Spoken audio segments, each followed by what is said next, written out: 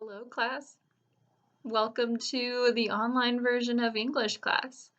But for real, thank you for just being flexible with all the weird sudden changes that are going on, not just in this country or world, but within our own school and our classroom. Um, so the purpose of this video is to give you guys a little bit of background on the French Revolution and on Napoleon Bonaparte because we are going to be starting a new text. At this point, it might be an electronic text that we are reading. I'm going to send you one next week if we do happen to go back this semester, which fingers crossed it happens. I hope we do. I do have some paper copies that I can give to you as well at that time, but we will see. So your assignment for this week was to go ahead and use the two sources that I gave to you. One was a video about the French Revolution. I think it was 3 minutes, which you had to take notes on. And then the second one was a website, I think it was history.com, about Napoleon Bonaparte. And so that was just one I wanted you to skim and also take notes on as well. And so the purpose behind this video that I'm doing here is just to kind of give you a quick and dirty version of both of those kind of combined. So I have some little note cards here since I don't have my PowerPoint right up behind me to kind of guide me and help keep me focused and hopefully help you guys as well with understanding. So those two resources should have helped a little bit with just the general understanding here too. But I will say the very first time I read this book, I did not have the background that I needed on the French Revolution, and I was rightfully confused. And so this is important before we do dive into the text next week. And so I'm just going to go for it. I'm going to start with the French Revolution because the French Revolution is, or I guess it ended, so to speak, when Napoleon Bonaparte came to power. And so, of course, he'll be second in our topic here. So here we go. So the French Revolution, it started in 1789. It ended late 1790s. And it was basically just a time of political and social upheaval. There was a lot of unrest within the people of France. And there are a lot of major causes as to why the French Revolution started in the first place. There's no one defined, this is the sole reason as to why this started sort of reason. And so a couple of those major causes, the first one would be that as a whole, the country was very close to bankruptcy.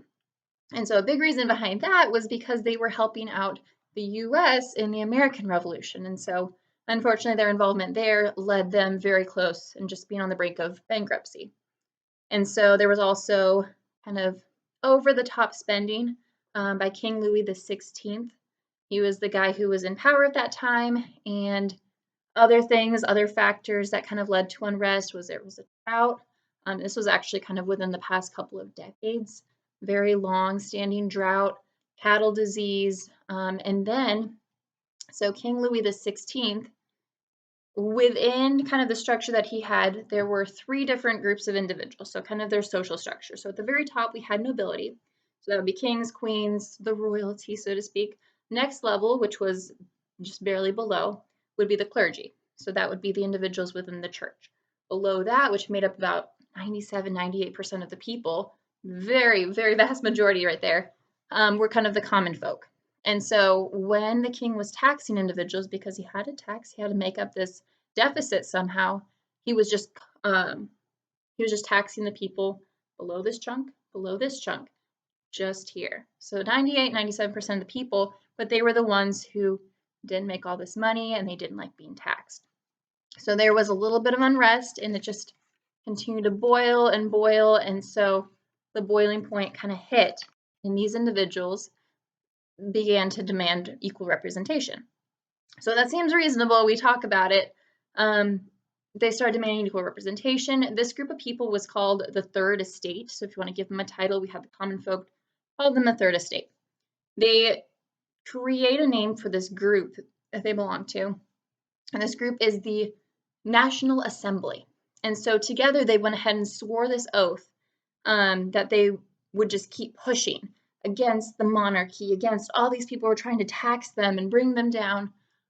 They would not stop until reform happened, until they were able to create this new constitution within the country. And actually, kind of a fun fact too, they swore this oath in a tennis court, and it's called the tennis court oath. So there's your fun fact. And so a lot of this kind of led up to what's called Bastille Day. And so Bastille Day is celebrated today actually as French Independence Day. And so Bastille Day is when these different revolutionists stormed the Bastille, and the Bastille was a fortress in Paris, kind of just representing as a whole, like symbolizing these people who were trying to keep these people down. So representing the bourgeoisie, the people who are above them, above the common folk. And so this was July 14th, 1789. They stormed the Bastille. They were creating chaos, demanding rights, and they were actually looking for weapons. So within this fortress, there would have been weapons. And this kind of sparked hysteria through the country. And so a lot of, gosh, I think it was just the elite tax collectors. Houses were being burned down by these common folk. People were running around. Deaths were happening. August 10th, 1792, the king was arrested. And so that happened. And then September 1792, the National Convention is created. And so the National Convention isn't just made up of those individuals who want those equal rights. They're also made up of individuals who support the king. They're like, no, he's doing the best he can. Let's stick with this monarchy. Let's stick with the ways that we know. Those of you who want equal rights, you just want it for those of you who are like middle-aged, middle-class, white men sort of thing. So women, those of other races were not included in this equal rights scheme that they had hatched. And so National Convention is created. There are two different groups of people within that. We have the royalists, who are royal. Oh my gosh, the royalists who are loyal to the king, to King Louis XVI. And then we also have the Jacobins, or you can also call them the Bonapartists. It'll make sense here in a little bit, who are loyal to Napoleon, who we will get to here in just a sec.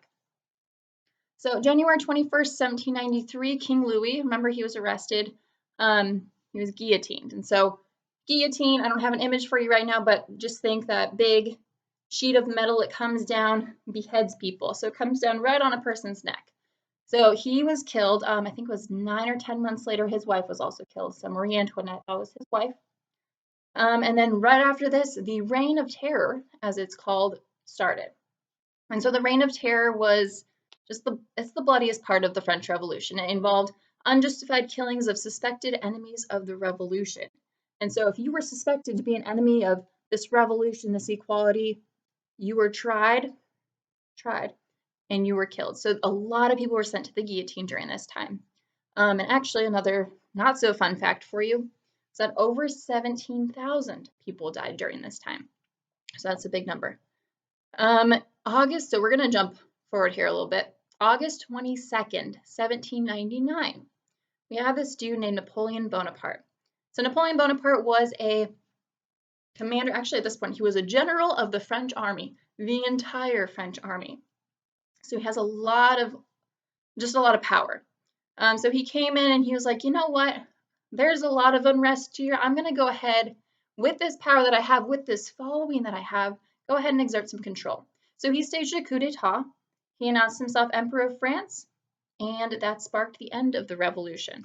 And so that's where people say, okay, 1799, that's it. French Revolution was done. Napoleon Bonaparte was brought up to power. So a couple of things. We're almost there. I know, quick and dirty version about Napoleon Bonaparte. There was some good, there was some bad. There's actually a lot of bad, but we'll start with the good. So Napoleon built up Paris. He beautified Paris. He made it look good. He added a lot to parks. He also founded the banking system. So some good, some decent things that he did here. The bad, one of the strange bad things that he did was he appointed some members of his family, so family members and some of his friends, to just be in leadership positions throughout the country, which was just a little bit odd. He also invaded almost every European country, which in turn, as you would probably rightfully assume, started many wars. And so this just was a bad thing. And so again, the people were feeling a lot of unrest. They were very much torn. So there were still those Bonapartists that were like, yeah, he's doing the best he can. We're still with you, Napoleon. And then there were those people that were like, we need a king. We need to bring back the royal family. We need this monarchy. And so in 1814, the European alliance booted Napoleon, yes, he was in the minority at this point, to the Isle of Elba. Now I'm going to say that one more time. He was booted to the Isle of Elba. And the Isle of Elba is in our story, the Count of Monte Cristo, and that's where Napoleon is at the beginning of our story. So I know I gave you all this background just to say, and then when he's at the Isle, that's where the story starts. But you need to understand kind of the backstory to it, to why he's here. So he was booted there, and King Louis the 18th was named king. So another kind of interesting tidbit here too. King Louis the 16th was the one that was reigning in power. He was sent to the guillotine. His son also was killed during that reign of terror time. And so that would have been King Louis the 17th, but since he died, we have a King Louis the 18th. So King Louis the 18th was named king. And then in our story, and you'll find this out too, we have Napoleon, Isle of Elba. He manages to escape the Isle of Elba and make his way back to the French mainland. So he manages to get there. He starts his 100 Days campaign. It goes poorly. The French, just the French people are fed up with Napoleon, and they kind of hand him over to the English. And the English send him to St. Helena Island, and that's where he winds up dying. And so at this point, King Louis XVIII is back in power. He reigns again. And so that's basically the end of it. We have Napoleon Bonaparte comes back to power and then is quickly whisked away by the English. And he meets his end there. So that is what I wanted you to understand. That's your backstory there. So I hope this helped, maybe clarified a few things. If for some reason it didn't, you still have questions, shoot me an email, leave a comment, I don't know. Do what you want to do here. I'm not used to this format, so send me your question in one way or another, and I'll do my best to answer it. If it's something that is for the good of the group question, I'll make sure to answer it for the rest of the class as well. And then, like I said, next week I'll go ahead and send you that online version of the text.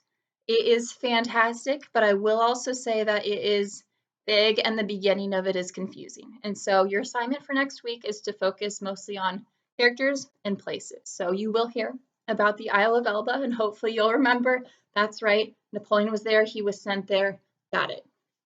So if any questions come up, please let me know. If you need to rewatch this, make sure you have all the information you need to, please do. I'm here to help, and I'll do what I can on my end. But stay inside, stay safe, stay healthy. I miss you guys.